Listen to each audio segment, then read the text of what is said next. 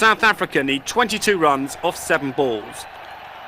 Worse though to come, amid endless confusion, the composers of these absurd rules decide South Africa now need 22 runs from a single ball.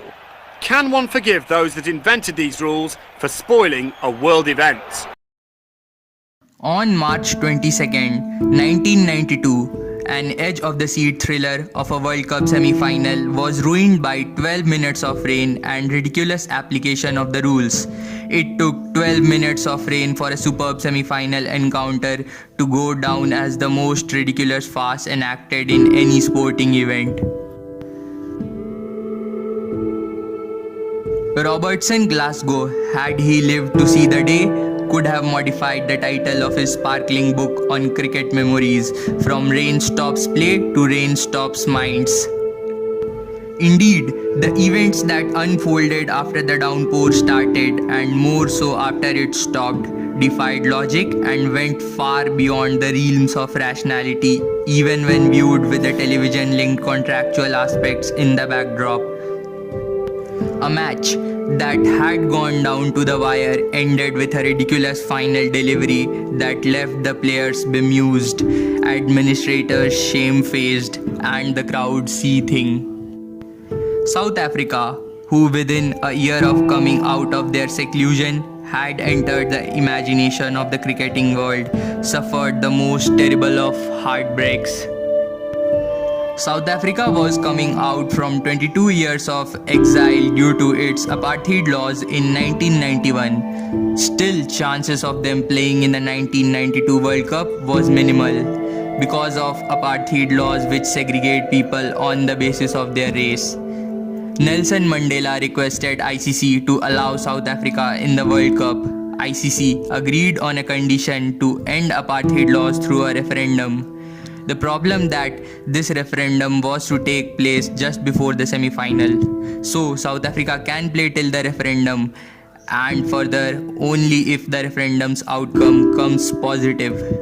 If the referendum's outcome comes negative, they had to return back midway. Against all odds, they made it to the semi-finals.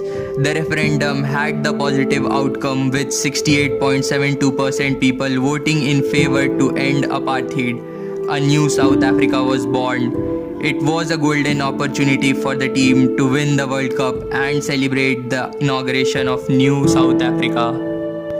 In 1992, the co-host Australia was one of the most commercialized nations, and because of the profit that the organizers were earning, they had been given complete control over the match timings.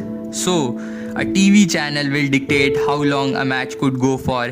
If they said that an inning should be over by this time, then it should. In the allotted time for the first innings, South Africa managed to bowl only 45 overs and England scored 252 runs. They had to chase the target in 45 overs. A 50-over game suddenly turned into a 45 overs game. While chasing, South Africa was reeling on 131 for 4. Then Jonty Rhodes along with Macmillan and Richardson accelerated the innings. It seemed that the semi-final was promising a nail-biter. 22 required of 13 balls, which was quite chaseable. And then the rain god intervened and it started raining. We had a stupid rule to deal with the rain-affected matches. The most productive overs method. There are 4 intrinsic flaws in the method. Firstly, it effectively penalizes Team 2 for good bowling by ignoring their best overs in setting the revised target. Secondly, the method takes no consideration of wickets lost, but how Team 1 scored their total. Thirdly, substantial bookwork is required by the umpires and officials to determine the revised target. Fourthly, if the least productive X overs were maiden overs, Team 2 would be left in the position of beating Team 1's actual score, but with fewer overs to do so.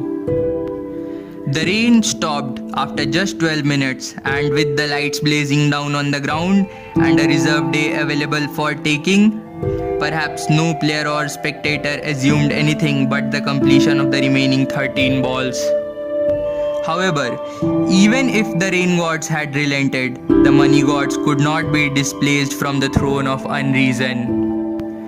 Channel 9 had specific guidelines about the deadline of the match, and to adhere to the schedule and prevent financial complications, the rules were followed by the letter. Common sense left the ground unseen.